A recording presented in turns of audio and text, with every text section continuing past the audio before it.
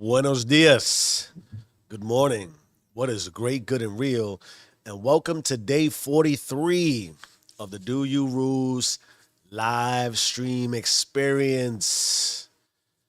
I am what is referred to as a host. What's in front of me is a microphone, which means I have a lot to say, or at least I think I do, because it's quite possible I could freeze up and lock up and cower to the moment because life offers that possibility. This could also be the most powerful message I've ever delivered. This could also be somewhere in the middle because life is just full of all of those possibilities. Regardless and irregardless, wherever you are today, however this reaches you, may it do so in an immensely blessed, powerful, and loving way. And if not, because you choose to be along the lines of fear, then I don't know. May you continue to be scared to death about whatever you're scared to death about. All right. We're going to talk about some things today. I think I've already said that, and it's certainly implied. But the message is going to be around context. Context and how it is vitally important to our lives and to what is occurring in our lives, particularly during this instant view. Everyone has a camera and is recording life, which there's a scariness to that. Because again, context is everything. I also wrote down something to the effect of you have to live with how you got it. So be careful how you get it. Context is everything, and you have to live with how you got it. Oh, I'm a little past. Well, I've been recording now for 2 minutes and 11 seconds. What time is it? Yes, it is. I can hear her. I always ask, well, I don't always. I'm certainly conscious of when she doesn't speak. However, you can't hear it on the mic. I'm going to show you my friend. I have a friend with me this morning. Come here, Mo. It's my little dude. I got the little dude with me this morning. This is Gizmo. Say what's up to the world, man. He's down here. You talk about habit. Since I've been doing this, I'm thinking that he hears a lot of times when I'm like, woo, yeah, and I'm doing all that crazy stuff. I think it's inspired him to want to run down here in the morning. And sometimes he works. I hate my life. Oh God, sometimes he works out with me. We have our hydration system. Water's important. We have our chapstick. That's pretty cool. And we have the Red Book of Magnanimousness. As I was praying today and having a conversation with God, I had a really good conversation with God today. I thought about what I wanted to call my Red Book. I thought about how I don't ever want to raise my Red Book and not have something great to say about it. If even to say Red Book of Nonsense, I want to be descriptive about my Red Book because it means a lot to me. Interestingly, life is good. That's how I'm feeling this morning. Don't know if you would realize this unless you went back and paid attention. I have a different pen. I get attached to things sometimes as part of my addictive ways. And I think consciously, you get comfortable. The feel of something, so the feel of the pen. This is a very different, it has a grip the same way the other one had a grip. But I think it's more plasticky versus metal. And so, ironically, because it's cold down here, I would feel the coldness of the pen. I can already tell the difference. These are parts of the things of consciousness. The reason why I highlight this is when something's new and different, anything, context is everything. Context is everything. Like if you start watching my live stream sometimes when I haven't settled in and I'm still a little bit nervous and excited and I'm still going through the filtration process, at least that's what I call it, of my thoughts, you might click on and say, I am never watching this guy again. And then sometimes I might be in the middle of something that I believe and perceive and that you might be interpreting as very powerful. And you're like, oh my God, this is the message I needed. That's context, right?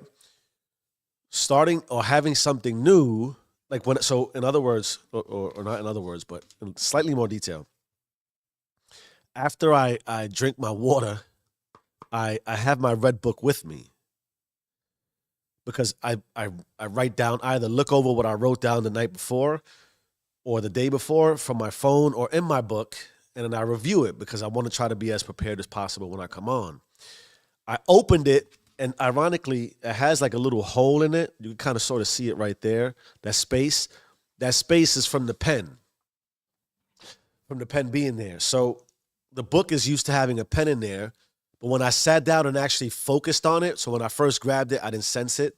When I focused on it, I'm like, this feels a little lighter. And then I opened it and no pen was there. When the pen wasn't there, consciously, I got a little bit upset. I got a little bit sad. I was a little uncomfortable because, and these things, you might listen to me right now and think this guy is out of his mind. The little things, again, the Shaolin Master, I got to figure out his name. I keep referring to him as the Shaolin Master. And interestingly, I was, as I'm from the 80s, I shouldn't say from the 80s, Jesus Christ. I was raised in the 80s. Hip hop was very influential. I saw that the Wu-Tang Clan is coming back for a reunion, which is pretty dope. I mean, who doesn't like the Wu, right? I learned to appreciate them as I grew older. In any event, here I am rambling and slightly getting off of topic. But the power of consciousness and habit. I went through the mental process of being angry and uncomfortable and a little upset about, and it creates, I was a little distorted. Oh, there's no pen in here. I'm in a place where I'm supposed to be writing. There's no pen to write with. What do I do? I still got to write. I wound up using my phone because at that point, I'm not going to get into detail. But when I'm in that space, I'm slightly compromised. I can't just kind of get up and go get another pen. If you're catching my drift here. In any event, I digress. I digress because I do want to talk about what I believe is very important. And we're going to, again, talk about context is everything. And when you get it, you have to live with how you got it. Let me reset myself real quick. Ooh.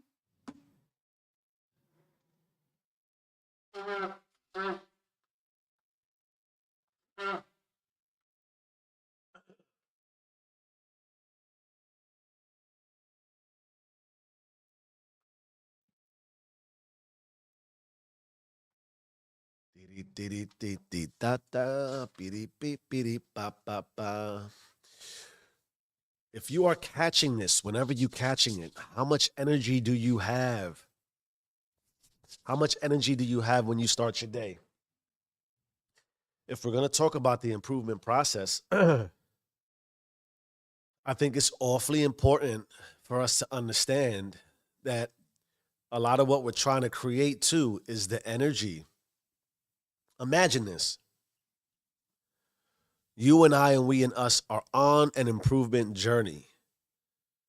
Could we not argue, reason, and rationalize that we need the energy? We need the energy to improve.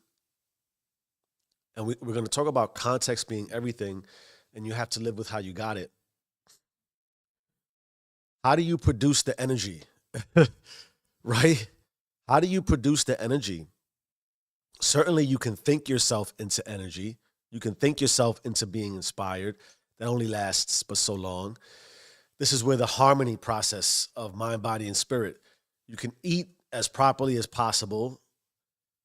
That helps because how could it not? You want to make sure that you give yourself the proper fuel. The analogy and the cliche being, if you go fill up your car with gas, you're not going to fill it up with the cheap gas. You're going to fill it up with what's required to keep it healthy and moving and not put it at risk, right? There's sleep. There's sleep. I'm a bit sleep deprived.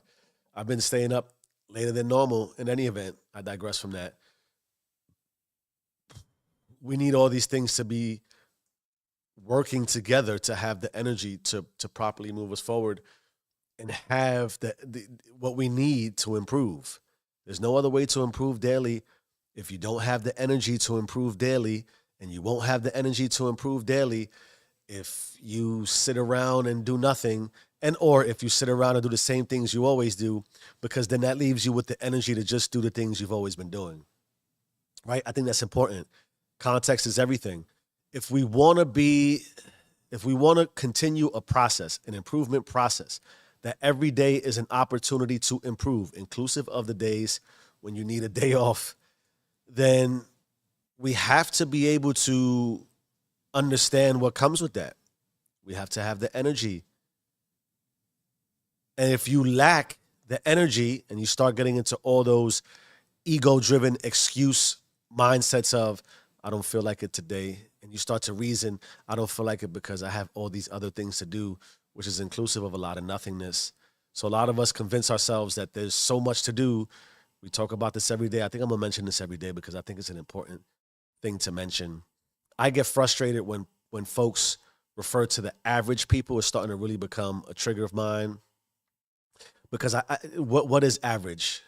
Again, there's nothing to suggest that people who aren't labeled as average aren't living happily, and if you are, then that's great and phenomenal and sensational. You're where you need to be. Keep putting in the work to maintain your level of happiness and love, whatever it takes, right? However, if you're not and you find yourself struggling and you want to improve, then we have to ask ourselves some of these questions around what is the context of our lives. If we're waking up and putting in the minimal amount of effort, you're going to get the minimum return on investment. Is that not logical? Is that not reasonable? You have to live with how you got there. And a lot of the times we might surmise that living with how we got there might suggest and imply that you did something egregious, like rob the bank to get something, or you deceived somebody, or you were a little dark and dirty to get what you got. However, in the same way, we all got somewhere and we all are somewhere and we're all getting something, inclusive of a lot of nothing. And my beautiful, blessed people, if you're out there feeling like there's a lot of nothing in your life, the reality to that is you have to find a way to move. The only way to create force and energy and the frequency and vibration that you seek for growth is to move yourself forward in a direction that implies growth. Context is everything. You have to live with how you got there. And ultimately, if you find yourself struggling, if we find ourselves feeling average in the way that society would describe it's terrible to be average, then we have to look around and sort of accept that we're making average decisions. Average input delivers average output. Average output delivers average input. The IT cliche analogy would be garbage in, garbage out. So if we are seeking possibly the energy to move forward, why is Jeff at 442 so hyped? Besides the fact that I already had some caffeine, well, it's the reality that I put myself in this rhythm and habit and pattern. Stop me if you've heard this. Day 43, there's a lot of, there's not a lot, but there's sufficient proof already to suggest that I'm hyped this early because I've been hyped this early for over 1,000 days. I've been recording for 43 of them at least. This is what happens. Context is everything. When you eat right, sleep right, live right, and define right. My dog is growling again. That probably means my son is coming down. In any event, Pops, if you're coming down, come down.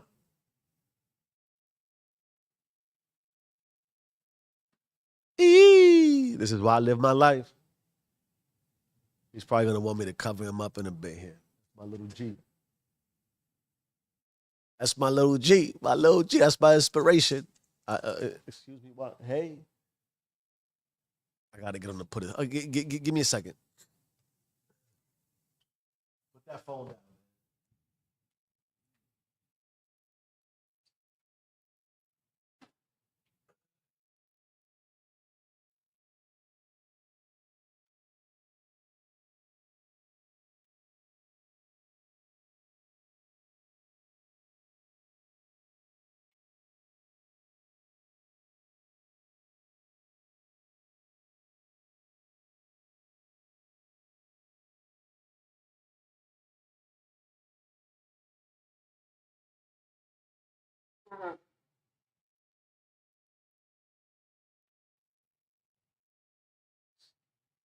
All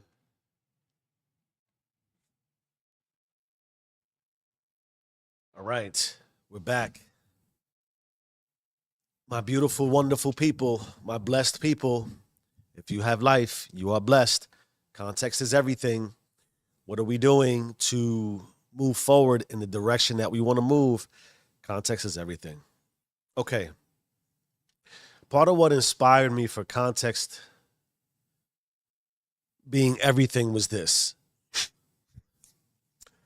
So yesterday, I decided to go for my run, which is very customary. I run. I've already said this, but it's important for the conversation. And I will say, having been running now for part of, I tell you what, when I transitioned, one of the first changes I made, aside from waking up at 4 a.m., and I said I need to do something at 4 a.m., and I'm massively overweight and disgusting. And context is everything. I was I was very disappointed and hated who I was in life, physically, spiritually, psychologically, all those things. I couldn't define it in that way yet because I hadn't had my full awakening. I just knew I needed to do something. I needed to move. I needed to start in a direction that was going to be conducive to a healthy lifestyle. Define health how you want to define health. It is what it is. This was my context. Running has been instrumental. I've already said, and I'll continue to preach the reality that running for me is not necessarily trying to complete marathons. It is at this juncture meditative. I enjoy running because it puts me in a place where I can sort of just be free. I can connect with the pavement. I can connect with the universe, the air, the surroundings, the life. When you go outside, they'll tell you in the improvement space, take a walk, be out in nature. It's good for you.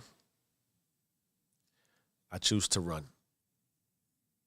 Now, because life is crazy and context is everything, I don't just run, right? I have a strength routine. I have a journaling routine. I have a prayer meditation routine. I have a recording routine. I have a 9 to 5 routine. I have a family routine. All these things, you start to compound these things, right? And where at one point running was a priority because running was really what alleviated a lot of stress and pain and gave me relief. And I was working towards a weight loss journey, or at least the ability to have some endurance and stamina. That's really what it was. I wasn't doing all these things before. Now that I'm doing all these things, context is everything. I find myself needing to be a little more inspired to run. Imagine that. 1,000+ days. I've run thousands of miles at this point, intentionally. And I've gotten to the point with my running where I know it's healthy for me, but it's sort of like when you're in a strength training journey, they'll tell you shock the body. Maybe you go from working out 6 days and doing hypertrophy style training, weights and reps sort of in the middle, and you get your 12 to 15 or your 20 reps for the week, multiple days a week on the same muscle group. You kind of shock the body, then you go into a deload, or maybe you go heavy. You switch it up, right? I found myself needing and feeling contextually to switch up and get something different from my runs. I've been feeling less inspired. I've been feeling less like running, but I know I need it. So I lace them up and I go outside, and there's this hill that I run that I usually choose to run on a day where I might choose to also run when the sun is out. So if I choose to do my cardio when I'm done with this at 5 a.m., there's no sun. It's dark. The reason why that's important for this conversation is this hill that I run is really, really, really, really steep.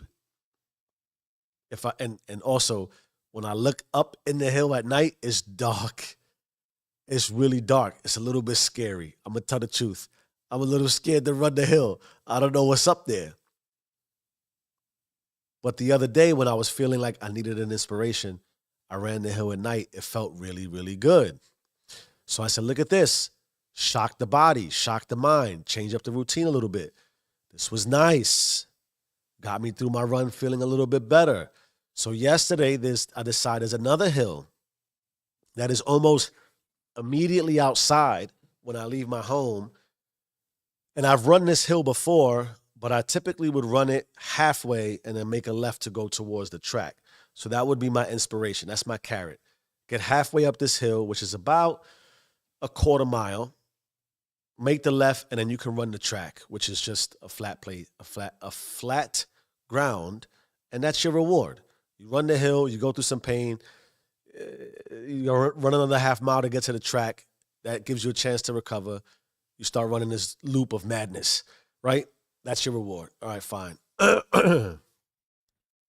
Yesterday, I decided the hill's about a half mile long. So I cut the hill in half. It's another quarter mile to run. I realized that in all these years, and I've been living here now for 7 years, it's a daunting hill. Like you look up at it and when I run it, I almost have to be on my tippy toes. That's how high it gets. I don't know if it's logical and I should, but I can't find myself going heel toe, heel toe. I find myself pushing and leveraging myself forward, and the only way to do so is on my tippy toes. It hurts. It sucks.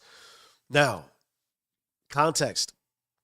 I decide, in order to keep myself inspired and get my miles in for the day, I'm going to run the hill all the way to the top. And I'm going to run the hill all the way to the top, and there's actually a pattern to go around where I can wind up back at the other hill that I ran in the darkness that one time that I would get to and combine it and sort of have this flat hill to inspire me, motivate me, and give me some, a rush of success. Why is this important? It was snowing, and there's snow on the ground, and the little bit of sidewalk that's there was chewed up. It was pretty much icy and high snow. But I said, I got to go. I said, I was going to go. I'm going to go. So I'm running up the hill, and I'm running up the hill, and I'm running up the hill, and cars are going around me, right, looking at me, and I'll get to that. But I make it up the hill. When I get halfway up the hill, I look up at the other half like, damn, I got to run this other half because I said I would. I get up the hill, get up the hill, get up the hill, get up the hill, get up the hill. I make it up the hill. At this point, when I make it up the hill, I'm more out of breath than I anticipated. I just am. Is it because I'm not in great shape? Did I run it too fast? A lot is happening in my mind at this time. I just know I need to get some deep breaths in. Thankfully, to the right of me is where my route is going to lead me, and it's flat ground, which is great. Flat ground is great because if I had any more hill left, I was going to pass out straight up. I run the flat ground. I'm running. I can't seem to recover. I'm trying to take deep breaths, and the more I take deep breaths, the more my breathing starts to feel restricted. I don't know if it's because it's really cold. I don't know if the air quality is low. I don't know if my respiratory, if you haven't picked up over the past, especially couple of weeks, my entire house is sick with some sort of respiratory illness. I'm sure I either still have remnants of it, or it's there, or it's part of my health history. I've battled asthma over the course of my life. So, but that part of it hasn't really affected me since I've been running. In any event, now I'm on this flat surface, which is naturally an easier surface to run. It's not a hill, but I'm also coming off of a half a hill that was really steep. It's a few hundred feet of elevation. Let's call it 300 to 400 feet of elevation, which is for me, maybe for you, you can run that backwards and with your eyes closed. For me, it's challenging. And what's occurring as I'm running on this flat ground is the realization that I got to really, really stop and catch my breath. I really got to stop and catch my breath. And so I proceed for about, and something in my mind told me, looked down at my phone, I was almost at a full mile. And I said, let me at least complete the mile because psychologically it did something for me. Let me get to a point where the mile's going to make me feel better and I can stop. So I get to the mile. And when I get to the mile, I'm now essentially at this point in the middle of a very active street. And I had decided to also go run a little bit later. So when I'm running, it's also around the time when people are waiting for school buses and dropping kids off. There's a lot of traffic. There's a lot of eyes on me. I stop. There's a silver railing. And essentially at this point, I'm leaned over, trying to get myself into a position where I can catch my breath and get a breath that feels good enough to recenter me back to life. Because at this juncture, I got snot dripping all down my face. You understand? I can feel the wind burn. I don't wear any mask. Maybe I should. Whatever. On my cheeks, it's cold. It was like 8 degrees or 7 degrees or whatever it was.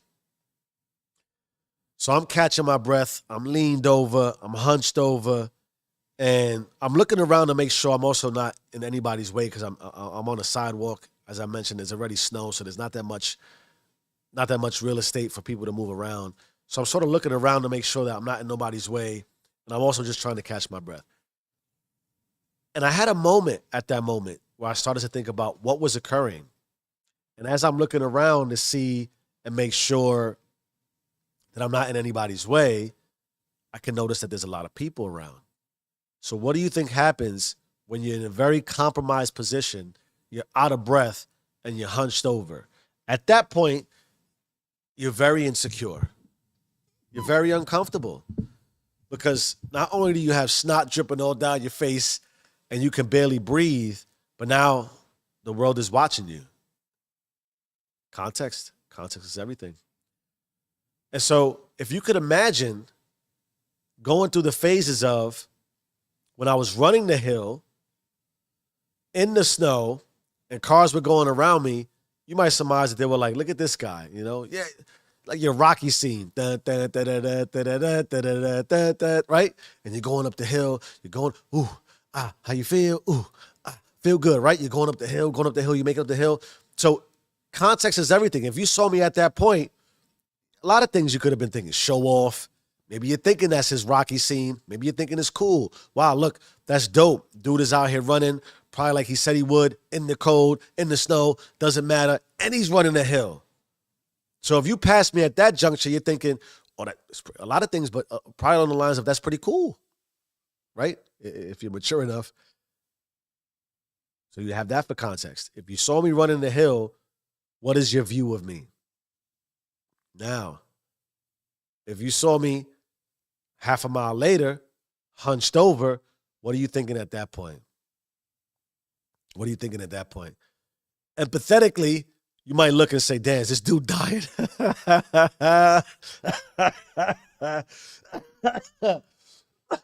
Excuse me. Oh my God. Excuse me. You might be thinking, is he dying? Yo, is he all right? That dude over there is hunched over dead, right? He's about to fall over the railing. Is that a possibility? There's also the reality that you might be thinking, what did this asshole expect to happen? Running out here in the snow, 7 degrees, ice everywhere. What are you doing? You're an idiot. And there's proof of that because I'm hunched over. I look like an absolute idiot. Context is everything. Imagine that somebody who saw me running a hill and somebody who saw me hunched over could have two totally different views and perspectives of what they believe I am as a person. Because context is everything. Then I got to thinking this. There's the reality that at some point I got looked at like a superhero. Then I got looked at like I'm an absolute fool and idiot. And then the third reality hit me. And nobody saw me. No one saw me because no one cares. Really? You really think somebody's that interested in you, whether you're hunched over or running up a hill? You think they care that much? Do you really think they care that much? They don't. They don't. If for no other reason than, at minimum, they're too busy caring about themselves. Think about it. Think about you in your context. It's not to say that you're not acknowledged or that it doesn't maybe strike them in a way that says, oh, look, somebody in the middle of the street, either running or hunched over, it catches your attention because it doesn't look normal. Someone's just walking. If you were just walking, you definitely would just drive by, right? But now think about the security level mentally and emotionally about who you believe you are as a person, depending on how you're seen. Context is everything. If you're seen in your Rocky moment, you feel great about life. Isn't that logical? If you're seeing like you just got knocked out by Drago using Rocky, you don't feel too good about your life. You feel brain dead, right? But then there's also the reality that no one sees you. And from a context is everything perspective, is that not the worst possible outcome in life? Think about it. That you could be unseen in life. Not even that no one cares, because no one does care. Wake up. No one cares that much. And anyone that does, I would argue, only cares enough to pump themselves up with the hopes that somehow they're better because they're not as worse or as bad as you look, when context is everything. So they walk away soothing their ego to understand, look, it could be what we talk, it could be worse. I just witnessed worse. Oh, thank God it's not as bad. And then also in the same way, it gives them an excuse to not make better of their own lives. Because they don't want to look like you. But it begs the question. Clearly, given an option, you want to be seen in the most euphoric possible state allowed. If context is everything, I want to always present myself in the best possible light because I get the best possible return in all phases that light offers.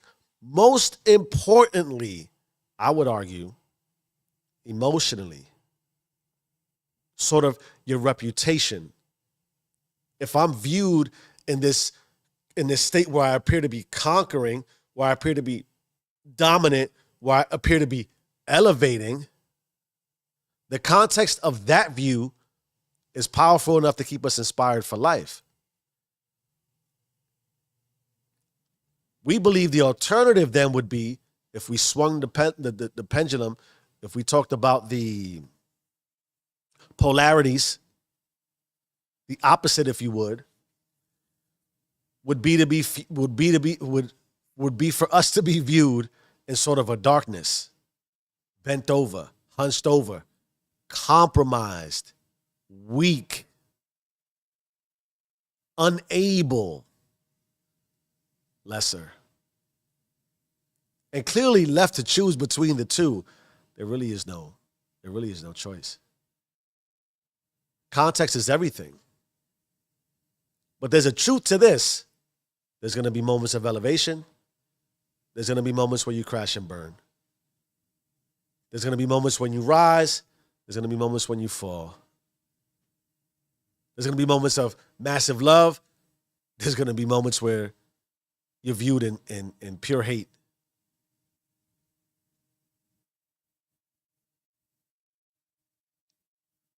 And in both ways, no one really cares. Even when they cheer for you, they're cheering for that moment. They might experience a moment. It's not something they carry with them really forever. So when you're compromised also, and you're looked at and discussed, and like you're somebody who's beneath, that goes away too. Because no one really cares. Now, left with that, it's logical, but consider again this, that nobody will see you. No one will see you. That is the worst possible outcome. There isn't anyone who wants to move and not be seen, whether the context is of light or of dark. We prefer a context that offers an option. It doesn't feel like an option to not be seen, because then what is? If we're not seen, what is it? How would I know? How would I know? How would we know? We wouldn't. So clearly, from a context perspective, we want to be seen. Of course, left to have influence, we'd want to be seen as much in the light as possible. And so that drives towards how you get it.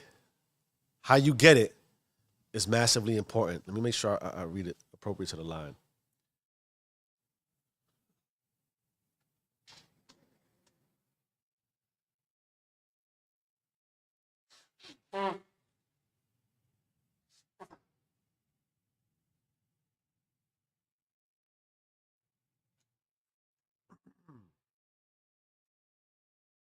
All right.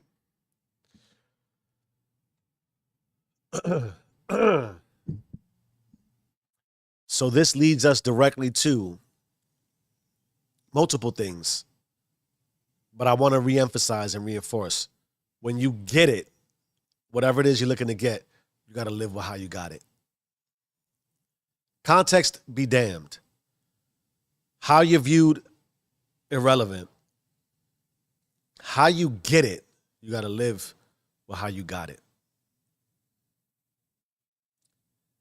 And since we can't go without being viewed, without being seen, the context around your life in the direction that you persist is vitally important, if to no one else but you. So when you consider where you might possibly be, the context of being somewhere too long in a profession, even in a relationship, your spiritual essence and being, your aura, your energy, your light. If you're in the same place too long, there's nowhere left to go. And when given the option of not really having an option, or that the option is that there's nowhere else to go, you stay stagnant, stasis, inertia kicks in. And the context of that is you're rinsing and repeating unconsciously, and you can't see a way out. You're viewed in a light, but one that is already as bright as it's ever going to be. And so we leave with the cliche of nothing changes if nothing changes. The context then, therefore, of course, to making a pivot or starting something new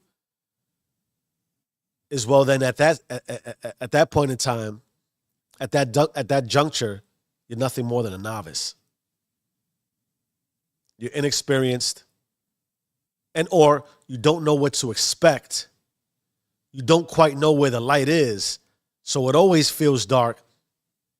That context, of course, very uncomfortable, and we get inundated with the possibility that people care more than they do.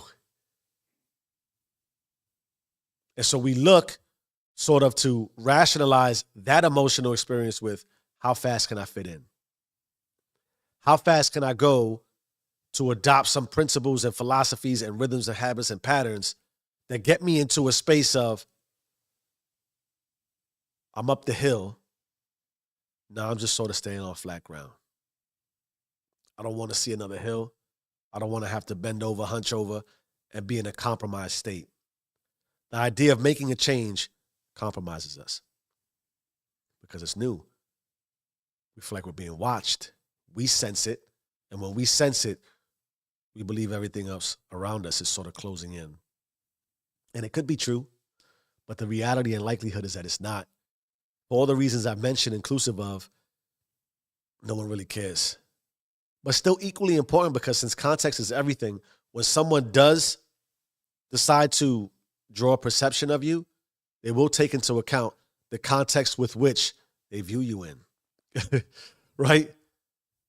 And we're so lazy mentally and emotionally that once we draw a conclusion, think about that. Now we can conclude off of immediate context. If you saw me up the hill, you came to a conclusion. If you saw me hunched over, you came to a conclusion. If you see me in strength, you come to a conclusion. If you see me in weakness, you come to a conclusion. If you don't see me, you've come to a conclusion. So if you're not carrying yourself contextually in a way that is constantly distributing, displaying a version of yourself that is empowered, that is not necessarily actualized in its full completion because there's always space to go, but it's confident. If your aura isn't elevated contextually at all times, then you run the risk.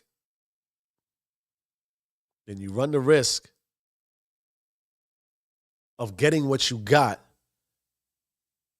and all the other, we talked about the polarities, ways that get you what you got, and you got to live with that.